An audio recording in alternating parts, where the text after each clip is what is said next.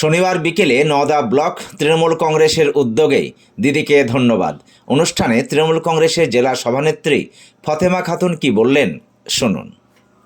সবার প্রিয় নেত্রী এবার আপনাদের সামনে বক্তব্য রাখবেন, তার জন্য আমরা প্রত্যেক মহিলারা করজোড়ে হাততালি। আপনাদেরকে বলার কিছু নেই, কারণ আপনাদেরই নয়নের মণি, এখানকারই ভূমিপুত্র। ওনাকে যত ফেসবুকে দেখি ততই শ্রদ্ধা বাড়ে যায়, কারণ আমরা দলটা করি হয়তো ভালোবেসে, এটা ঠিক কথা, কিন্তু তিনি দলকে যেভাবে টাইম দেন আমি মনে করি মুর্শিদাবাদে এতটা টাইম মনে হয় কোনো ব্লক সভাপতি দেন না দলকে। তাই দাদার সামনে থাকলে আরও মনে হয় আমাদের মহিলাদেরও জোর বাড়ে।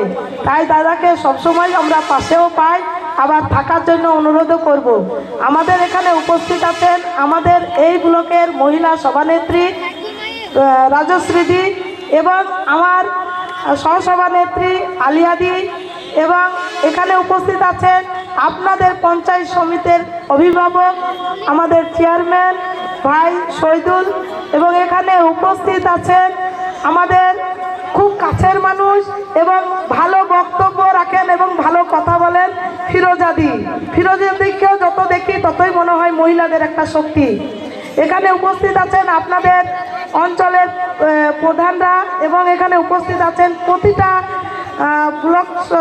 ব্লকের কর্মদক্ষ থেকে শুরু করে অঞ্চলের জনপ্রতিনিধি এবং অঞ্চল সভাপতি এবং মহিলা অঞ্চল সভানেত্রী, আরও হয়তো অনেকে আছেন কিন্তু আমি সবার নাম হয়তো বলতে পারলাম না। সকলকে আমার শ্রদ্ধা, সালাম এবং নমস্কার জানিয়ে আমি দু একটা কথা আপনাদের সামনে বলছি।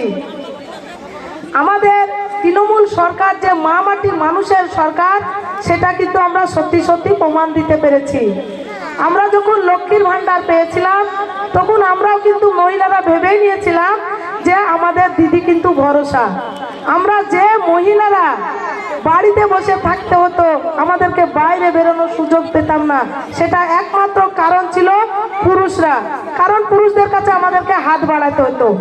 দিদি যখন আমাদের ওই খরচার টাকা যখন আমাদের অ্যাকাউন্টে 500 দিয়েছিলেন, আমরা কিন্তু সেই 500 টাকার বলে স্বামীদেরকে পেছনে রেখে আমরা দিদির বলে সামনের দিকে এগিয়ে গেতে পেরেছিলাম, বা আমরা বাইরে বেরিয়ে আসতে পেরেছি।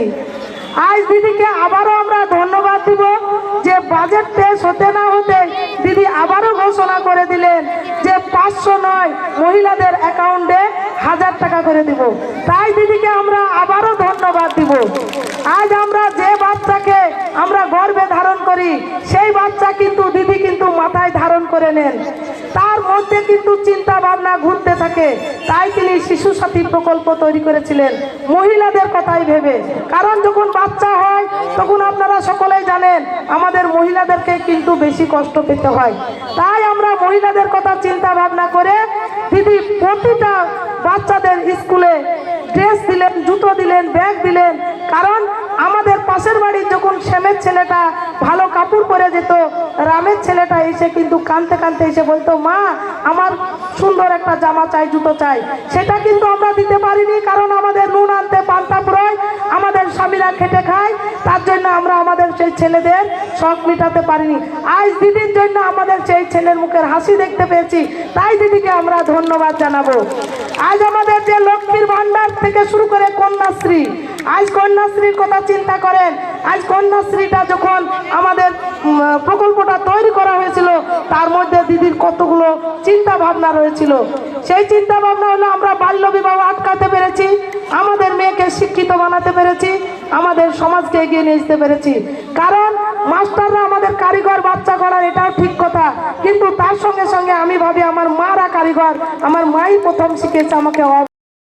আমাদের কন্যাশ্রী প্রকল্প নিয়েছে, আমাদের মাদেরকে এগিয়ে নিয়ে এসছেন, আমাদেরকে বোনদেরকে এগিয়ে নিয়ে এসছেন এবং শিক্ষিত সমাজ বানাতে পেরেছেন। তার জন্য দিদিকে আমরা ধন্যবাদ জানাবো। আমাদের আপনাদের কাছে আরো আছে, কত বলবো, আর বলতে বলতেই তো শেষ। আজ আপনারা দেখেছেন আমাদের স্বাস্থ্যসাথী কার্ড। আজ স্বাস্থ্যসাথী কার্ড আমরা বিয়ের পরে মেয়েরা কিন্তু বাবা মাদের কাছ থেকে দূরত্ব তৈরি করে নিয়েছিলাম, কারণ আমাদের ক্ষমতা ছিল না আমার মা বাবারা বিপদে পড়লে আমরা উদ্ধার করতে পারি। তাই আমরা স্বাস্থ্যসাথী কার্ডের মাধ্যম দিয়ে আমাদেরকে মহিলাদেরকে হেড বানিয়ে দিয়েছে, আমার ওই কার্ডের মাধ্যম দিয়ে আমার মা বাবার চিকিৎসা দিতে পারি। তাই আমি দিদিকে ধন্যবাদ জানাবো। আমাদের যেভাবে আমাদের ছেলে মেয়েদেরকে কথা চিন্তা করে আমাদের মাধ্যমিক দেওয়ার পরে আপনাদের প্রতিটা অ্যাকাউন্টে আপনাদের মেয়েদের জন্য ট্যাবের জন্য টাকা ঢুকে গেছে, কারণ আপনার মেয়েটার মোবাইলের প্রয়োজন, তাই আপনাদেরকে জানিয়েছিল যে মা আমাদের মোবাইলে আমাদের প্রয়োজন আছে, কিন্তু আপনারা দিতে পারছিলেন না। আপনার মেয়েদের দুশ্চিন্তা শেষ ছিল না। আপনাদের ছেলে মেয়েদের কথা চিন্তা ভাবনা করে দিদি সেই মোবাইলটাও আমাদের হাতে তুলে দিতে পেরেছে, তাই দিদিকে আমরা ধন্যবাদ জানাবো। আমাদের কন্যাশ্রী থেকে রূপশ্রী, আমাদের রূপশ্রীটাও আমাদের কিভাবে সমাজকে পরিবর্তন করতে পেরেছে। আজ আমরা বাল্য বিবাহ ঠেকানোর জন্য আমরা না ছুটাছুটি করেছি, আমরা কতই না এগিয়ে যেতে চেয়েছি যে মানুষের মধ্যে আমরা বলবো যে না, আমাদের বাল্য বিবাহ হলে আমাদের মা বোনেদেরকে আমাদের কাছ থেকে হারাতে হচ্ছে, তাদেরকে আমাদেরকে সমাজকে বুঝাতে হবে যে 18 বছরে বিয়ে দিতে হবে, কিন্তু আমরা তার মধ্যে দিয়ে পাচ্ছিলাম না।